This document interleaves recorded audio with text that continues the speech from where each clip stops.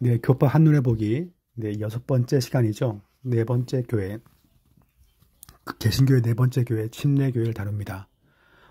침례교회 특징은 다음과 같은데, 몇 가지 이제 침례교회에서 쓰는 멘트예요.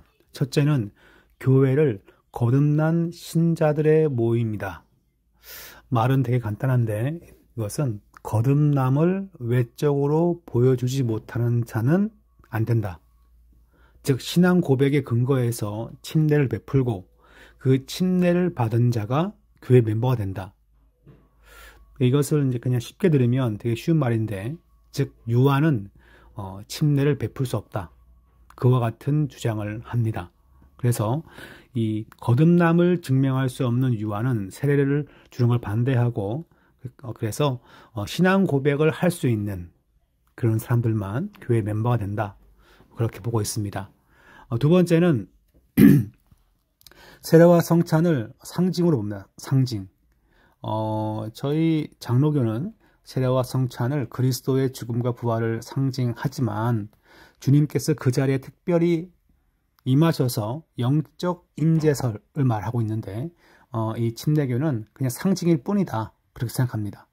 세 번째는 국가와 교회의 엄격한 분리, 재정 분리 원칙을 세우고, 네 번째는 개교회주의를 말하는데, 이것은 일개 교회가 회의하고 결정하면 노회나 총회 결정보다 더 중요합니다. 그래서 개교회가 모든 것을 결정하고 또한 어떤 행정이나 그런 부분들을 다 결정하는 그런 권한이 일반 교회, 하나하나의 교회에 주어져 있습니다. 그 다음 문단 보시면 침례교회의 기원이 뭐냐라고 나와 있는데, 여러 가지 견해가 존재하지만 영국 분리주의 후계서를 일반적으로 받아들인다라고 말합니다. 지금 여기 보시면 그 분리주의 교회라는 것은 영국의 국교회, 성공회에 속하지 않고 자생적이고 독립된 교회들을 그냥 통칭하여서 분리주의라 불러요. 분리주의. 그런데 이제 지금 여기 보시면 원래는 영국 국교회 내에 있는 칼빈주의 개혁을 시도했던 청교도들인데, 그러니까 이 침례교회도 칼빈주의가 있어요. 근데 그러니까 저희 장로교만 있는 것이 아니고 영국 국교회의 중도적인 개혁에 저항한 청교도들은 대체로 개혁주의와 장로교 정치 체제를 지지했다. 하지만 일부 급진적인 청교도들은 회중의 직접적인 정치를 추구하는 회중제를 택하였다라고 나와 있어요. 그러니까 처음에는 일단 기존에 있던 영국 국교회, 성공회의 어떤 개혁을 요구하면서 또 말씀대로 성경대로 우리가 한번 살아보자. 또 교회를 그렇게 이제 정치를 만들어 보자 한 것이 바로 이제 개혁주의, 그다음에 장로교 정치 체제인데, 이에 대해서도 좀 더 나가야 된다. 그래서 좀 더 급진적으로 회중 중심의 지난 시간에 얘기했지만 장로교는 직접 민주주의는 아니고 간접 민주주의입니다. 그러니까 장로들을 채택하여서 당회를 만들고 그 당회가 교회의 대소사를 결정하죠.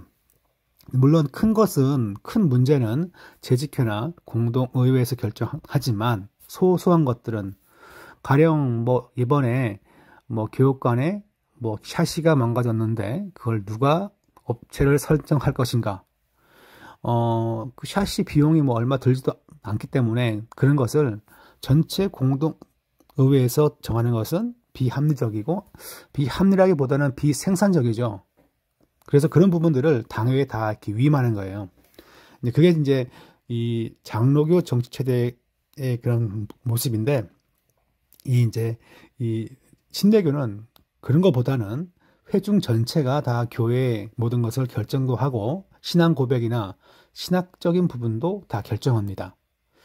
자, 장로제를 지지했던 청교제는 영국 국교회의 정치 체제는 반대했지만 영국 교회의 존재 자체를 거부한 건 아니었다. 그러나 일부 급진적 청교도들은 회중제를 선택하고 국가와 교회의 분리를 주장했다. 그래서 분리주의자라 부른다는 거예요. 자, 이 분리주의자 중에 그 일부가 영국의 제임스 1세의 박해를 피해 네덜란드에 정착하는데 제세례파의 한 분파인 메노나이트를 만나서 신자 세례의 원리를 받아들인다. 신자 세례란 말은 신앙 고백을 입술로 할 수 있는 사람만 세례 주자. 그거예요. 그러니까 이제 우리는 아기가 이제 어릴 때 유아 세례를 주는데 지금 여기는 그걸 반대하는 겁니다. 그래서 1609년에 그 네덜란드 암스테르담에서 첫 번째 침례 교회인 신자의 교회를 세웁니다. 자, 그래서 침례 교회의 기원을 이해하려면 두 가지를 구분해야 된다. 첫째, 영국 청교도 중에서 회중제를 지지한 이들이 곧 침례 교파는 아니라는 것이다. 그러니까 회중제를 택한 청교도들은 장로제를 지지하는 청교도들과 분리된 이들인데 침례 교파는 이 청교도들과 또한 다시 분리된 이들이다. 이제 그러니까 침례도 해야 되고 그다음에 회중제도 또 해야 되니까 약간 두 가지의 기준이 되겠죠. 침례 교파가 회중제를 택한 청교도들과 분리 된 가장 큰 이유는 뭐냐면 세례에 대한 견해 차이다. 그러니까 회중제라는 것은 그러니까 교회 정치 체제가 장로제입니까? 직접 민주주의입니까? 뭐 그런 걸 따지는 건데 같은 그 회중제라고 할지라도 유아 세례에 대한 견해가 다르죠. 근데 사실 이제 유아 세례를 반대한 것은 종교 개혁 시기에 일부 이런 이제 급진 개혁파들이 유아 세례를 반대하는데 그 이유가 뭐냐면 교회의 멤버가 되고 교회에 이제 카톨릭 교회 멤버가 되고 그렇게 되어 있어야지만이 이제 세례받고 구원받는다 생각한 거예요. 그래서 이제 카톨릭은 7부 성사인데 7개의 성례식이 있는데 유아 세례도 상당히 중요합니다. 그러니까 이 성사를 해야지만이 구원받는다는 식으로 사람들이 많이 이해했기 때문에 이런 이제 카톨릭 교회의 유아 세례가 구원과 관련이 있냐? 그래서 그게 중요하지 않고 이제 우리는 믿는 자의 세례만 인정한다. 그래서 유아 세례 받은 사람들 경우에도 나중에 이제 이런 식의 교회에서는 다시 세례 받습니다. 신앙 고백을 한 다음에 그래서 재세례파라 그렇게 불렀어요. 자, 설명이 조금 이제 처음 듣는 거라 어려울 수 있는데요. 침례 교파는 급진 종교 개혁 전통에 따라서 유아 세례를 인정하지 않고 오직 신자의 고백에 근거한 세례만 인정했다. 그래서 유명한 사람이 근데 침례 교파로 분리되지 않은 회중 교회를 이 사람들이 세우는데 존 오웬과 조나단 에드워즈라고 하는 한국 교회에 익히 많이 알려진 사람들인데 바로 회중교회 목회자들인데 침례교 사람들은 지금 이런 사람이 이제 침례교라고 또 생각해요. 근데 저희는 침례교는 아니었다. 그렇게 생각합니다. 그래서 이제 회중교회가 되었지만 그 회중교회가 침례를 인정하냐 인정하지 않냐. 그러니까 침례를 주냐 안 주냐. 그 얘기는 이렇게 침례란만 딴 게 아니라 물론 이제 물에 잠기는 건데 그걸 따지는 게 아니고 신앙 고백을 할 수 있는 어른만 주냐 안 주냐 그거죠. 둘째, 침례 교파와 재세례파의 구분이다. 이것도 상당히 중요한 문제인데 좀 어렵습니다. 재세례파는 16세기 발생한 개신교 종교 개혁들 중에서 급진 종교 개혁 전통을 말하는데 재세례파라 부르는 것은 공통적으로 유아 세례를 거부하고 유아 세례를 받았던 성인이 된 후에 신앙 고백에 근거하여서 다시 세례 받았다는 거죠. 근데 이제 저희 장로교 신앙 고백의 그 전통에 따르면 이 세례 받는 게 그렇게 저희 장로교 전통에서는 아주 핵심적인 그런 사역은 아니에요. 어떻게 보면 우리는 언약 신약을 믿기 때문에 하나님이 세우신 그 백성과의 언약에 근거하여서 구원받을 자가 이미 다 예정되어 있고 때가 되어 신앙 고백을 하고 그 다음에 회개를 한 다음에 주를 믿는 거죠. 그렇기 때문에 하나님의 주권과 인도하심이 중요합니다. 세례는 하나의 그냥 성장 단계에서 나타나는 이제 그런 예식인데, 근데 이 침례교라든가 또 이쪽에서는 상당히 중요한 믿음을 고백하고 성도의 삶이 시작되는 시점으로 그렇게 보고 있어요. 자녀를 키웠는데 그 자녀가 장성해가지고 나에게 효도를 잘하는 자녀가 되었다고 합시다. 효녀가 되기 전까지의 자녀는 자녀가 아닌가요? 이제 이런 부분에서 침례교와 장로교의 세례에 대한 그 이가 바뀌는 것은 구원에 대한 생각에서부터 다 바뀌는 거죠. 하나님이 구원하시기로 작정하시고 때가 되어 고백한 것인데 때가 되기 전에는 그러면 그게 하나님의 자녀인가 아닌가? 이제 이런 부분이 물론 침례교도 하나님의 작정과 예정을 믿지만 이런 부분에서 약간 좀 포커스의 중심 사항이 약간 달라지게끔 됩니다. 자, 지금 미국에 보시면 아미시라든가 그다음에 후터라이트는 제가 못 봤고 그다음에 메노나이트 같은 이제 이런 사람들이 있는데 지금도 마차를 타고 다니고 그다음에 검은 옷을 입고 다니고 뭐 그리고 집에 전기가 없는 그런 삶을 사시는 분들이 지금도 있습니다. 성경에 근거해서 살아가는 소수의 이제 특수 종교 집단인데 이단은 아니고요. 그냥 16세기, 17세기 방식으로 지금도 살고 있는 그런 공동체가 있습니다. 자, 이런 사람들은 유아 세례를 인정하지 않고 신자의 믿음에 근거한 세례만 인정하죠. 그래서 침례교와 제세례파 사이에는 공통점이 있습니다. 그래서 이런 사람들을 침례교라 하기 그렇고 제세례파라 부릅니다.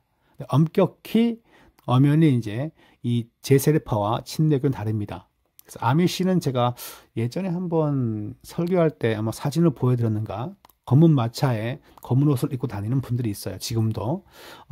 텍사스는 거의 못 봤고, 제가 이제 사역했던 그 테네시라는 그런 주에서라든가 혹은 뭐 켄터키라는 그런 약간 시골에 많은 그런 주에서는 여전히 검은 옷과 검은 마차를 타고 다니면서, 이 차 운전을 하다 보면 이제 검은 마차 그림을 입고 이제 조심하라고 하는 그런 표지판을 종종 봅니다. 왜냐하면 거기가 그런 사람들이 사는 동네거든요.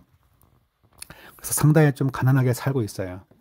자, 이렇게 자 봅시다. 제세례파는 근데 국가의 권위를 받아들이기를 거부하죠. 그래서 세금도 거의 안 내고 또 혹은 다 가난하기 때문에 세금을 낼 게 없겠죠. 그리고 전쟁에 가는 것도 반대합니다. 국가 체제를 반대하죠. 그렇지만 제세례파가 침례교냐? 그건 아니에요. 자, 제세례파 중 다수는 아직도 공동 생활을 하며 세상으로부터 분리된 삶을 고수하고 있다.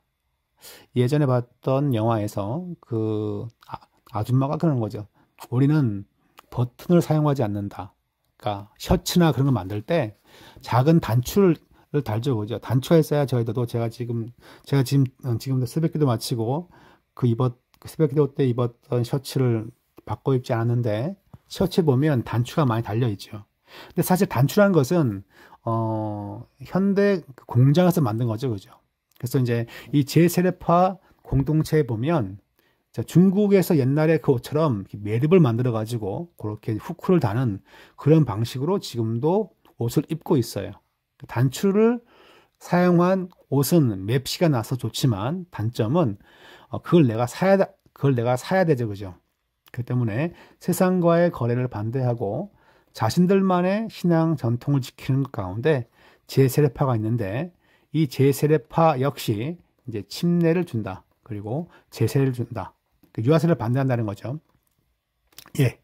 그 다음에 보시면 현재 침례 교회는 청교도 운동에 뿌리를 두고 회중제를 택한 이들 중에서 제세례파의 영향을 받아 독자적으로 발전된 교회라 할 수 있다. 이렇게 짧게 이제 이렇게 두 줄로 설명을 해 놓았습니다. 자, 침례 교회는 주로 영국에서 건너간 침례 교인들이 세운 것인데 최초의 침례 교회는 1639년 로저 윌리엄스가 이렇게 세웠던 교회이다. 한국은 지금 여기 보니까 19세기 말에 멜컴 펜 위기라고 하는 선교사가 와서 그렇게 했고 그 다음에 이제 1950년대부터 한국 침례교와 미국 남침례교 제가 공부했던 신학교가 이제 그 미국의 남침례교에 소속된 신학교인데 거기와 지금 교류를 지금 해오고 있습니다. 밑에 보시면 이제 이단 논의가 있는데 두 번째 제세례파죠. 제세례파는 이단이라고 하기보다는 자신들만 독특한 세례에 대한 견해를 갖고 있는 것입니다.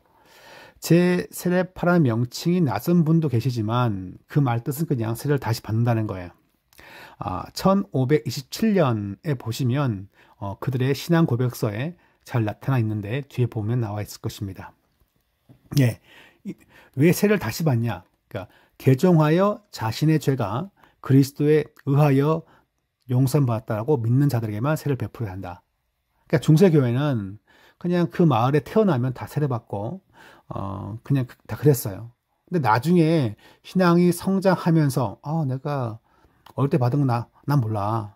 내가 지금 구원의 확신 받고, 죄사함 받고, 너무 참 기뻐. 지금 다시 받아야 한다. 이런 생각을 한 거죠. 근데 이제 전통 장로교회는 세례는 준 사람이나 받은 사람보다 더 중요한 것은 죄와 사망을 이기시고 부활하신 주님의 그 은혜와 공로 때문에 우리가 세례 받는 거거든요. 그러니까 세례를 주는 사람, 목회자나 받는 사람, 성도나 아기의 상태보다 중요한 것은 주님 주신 은혜죠, 은혜. 그래서 우리는 거기에 더 포커스를 두기 때문에 굳이 세례를 다시 받지 않습니다. 심지어 이단에게 세례 받은 경우에도 중세 초기의 신학자였던 성 어거스틴은 그거 다시 받을 필요 없다고. 세례는 예수님의 이름으로 받는 것이지 이단의 목회자의 이름 받는 거냐고. 이단까지는 아니지만 박해 시기에 변절했던 목회자가 많았어요. 물론 성도는 더 많았겠죠. 그러니까 박해 시기에 변절자에게 안수받았고 세례받았던 유아 세례가 혹은 그냥 일반 세례가 유효하냐. 그래서 박해가 풀렸을 때 또 혹은 교회가 세상의 교회를 인정하면서부터 거기에 대해서 논쟁이 많이 생긴 거죠. 그러니까 변절자, 다시 말하면 신사참배를 한 목사에게 세례받았으면 그 세례가 정당한가? 이게 이제 당시에 초대교회 이후에 기독교가 공인되기 전까지의 논쟁 가운데 하나였어요. 근데 성 어거스틴이 성경을 정리하면서 세례는 세례 주는 자나 받는 자가 중요한 것도 있지만 더 중요한 것은 예수 그리스도의 공로다. 그래가지고 굳이 세례 다시 받을 필요 없다라고 그렇게 정하였습니다. 자, 제 세례파의 신앙을 받아들였다고 하더라도 세례받은 이가 실수하거나 범죄했을 경우에 출교에 처한다. 성찬은 기념이고 성찬 참여 자격은 세례받은 자다.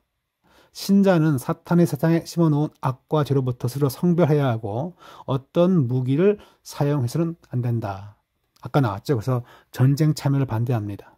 목사는 불신자들 사이에서도 평판이 좋아야 되고 그 다음에 교인에 의하여서 부양되어야 한다. 이것은 이제 교인들이 헌금을 모아서 목사 생활을 책임져야 한다. 뭐 그런 얘기입니다. 칼의 사용. 자, 이방인에게 주어진 것이고 그리스도는 칼을 사용하지 말 것을 이렇게 얘기하고 있습니다. 밑에 보시면 철저한 신앙 고백을 하는 에게만 세례주고 교회에 가입시켜서 알곡만 모은 교회를 만들겠다는 것을 말하고 있습니다. 그 다음 다른 교파들은 대부분 이 땅의 교회에서는 알곡과 가라지가 섞여 있을 수밖에 없다는 것과 다르지요. 이게 무슨 말입니까? 좀 전에 카톡 보다가 제가 생각이 지금 산으로 갔는데, 사실 제 세례파는 신실한 성도의 고백을 읽는 자만 교회 멤버라고 생각하는 거예요. 사실 이건 상당히 이상적이죠. 근데 실제로 교회는 초신자도 있고 헌신자, 오래된 헌신자가 있죠. 헌신은 안 하지만, 그러니까 각양이 다 섞여 있다는 거예요. 그래서 어쩔 수 없이 교회는 세상 가운데 알곡과 가라지가 섞여 있을 수밖에 없다라는 입장이 있고, 또 이 세례파는 그런 사람들은 아예 그냥 들어오지 마라. 그런 경우가 있어요. 어떻게 하는 게 맞을까요? 자, 개혁주의 신학에 기초한 교회의 경우 언약 개념을 매우 중요하게 여기기 때문에 지금 저희들은 유아 세례도 중요하게 여깁니다. 왜 장로교는 그런가 봤더니 세례를 구약의 할례와 연결시킵니다. 아브라함의 자녀였던 이삭이 아브라함의 자녀들이 자녀였던 이제 이삭이라든가 또한 야곱의 자녀들이 할례 받을 때 그들이 하나님에 대한 믿음이 깊어서 받았을까요? 하나님의 구원이 그 가정 가운데 임한다는 것을 표현하기 위해 받은 것입니다. 그러니까 쭉 보시면 이제 세례를 할례와 연결했다는 걸 볼 수 있고요. 이 제4파 신앙은 병역 거부, 세속 정부의 일을 참여하지 않고 맹세 금지하고 폭력을 쓰지 않는 극단적인 평화주의를 그렇게 추구합니다. 근데 이제 저희들한테 주는 교훈이 있어요. 나와 다른 견해라고 해서 옳지 않다고 논박하는 것과 이단으로 정죄하는 건 다르다는 거죠. 그러니까 제세례파는 현대 교회가 보기에 상당히 독특한 부분의 형식을 갖고 있습니다. 그건 독특한 것이지 예수 그리스도를 구주로 믿지 않는다거나 다른 성경을 믿는 것은 아니라는 거죠. 대부분은 저희와 일치하지만 정치에 대해서, 세상에 있는 권력에 대하여, 그리고 세례에 대해서 생각이 다른 거죠. 이런 부분은 무엇입니까? 수용해야 한다는 거죠. 그러니까 16세기 때 제세례파가 많이 박해당하고 순교당하는데 국가관 때문에 그런 거죠. 국가에 불순종해가지고. 그러나 신앙적으로 봤을 때 사실 국가는 100년, 200년 지나면 다 망하는데 신앙적으로 봤을 때 그렇게 어긋난 건 아니라는 거죠. 그러니까 특이한 한 교단의 모습인데 이제 그 침례교를 다 가리켜서 제세파라고 부르진 않습니다. 그럼에도 불구하고 침례하는 스타일이 처음에는 잠수하기 때문에 특이했지만, 근데 많은 침례교회가 있는 지역에서는 장로교가 특이할 수도 있어요. 네, 그 다음 페이지 보시면 시간이 아마 여기까지 보면 되겠는데, 지금 여기 봅시다. 제세례파는 온건파와 이제 과격파로 나누는데, 칼빈은 온건파는 자신과 같은 성경을 믿고 있지만, 과격파는 성경을 떠나 직접 계시를 추구하는 광신자들이라 그렇게 말했습니다. 그러니까 이제 그런 거죠. 모든 제세례파가 잘못된 것이다. 그건 아니고 그 일부가 이단화 될 수도 있습니다. 그건 왜 그럴까요? 회중교회의 특징상 그렇습니다. 한 교회가 결정하면 그게 그냥 법이에요. 그렇다면 한 교회가 이단화가 되어버리면 누가 그것을 코칭할까요? 그건 쉽지 않습니다. 그래서 교단에 가입된 것은, 교단 가입이 주는 좋은 유익은 뭐냐 하면, 같은 신앙 고백을 갖고 있기 때문에 우리 교회가, 옆 교회가 잘못된 고백을 할 경우에 그것을 평가할 수가 있는 거죠. 그래서 이 제세례파는 침례교와 제세파 상당히 유사한데, 그러니까 침례교도 마찬가지입니다. 그래서 한 단일 교회가 다 결정하기 때문에 좋은 점도 있겠지만, 바로 신학적인 부분에서 잘못된 길로 갈 경우에 무엇으로 제재할 것인가, 그런 부분들이 숙제로 남을 수 있습니다. 오늘은 좀 처음 듣는 거기도 하고 그래서 약간 설명이 좀 길었는데, 밑에 페이지를 보시면 56페이지까지 공부를 하였습니다.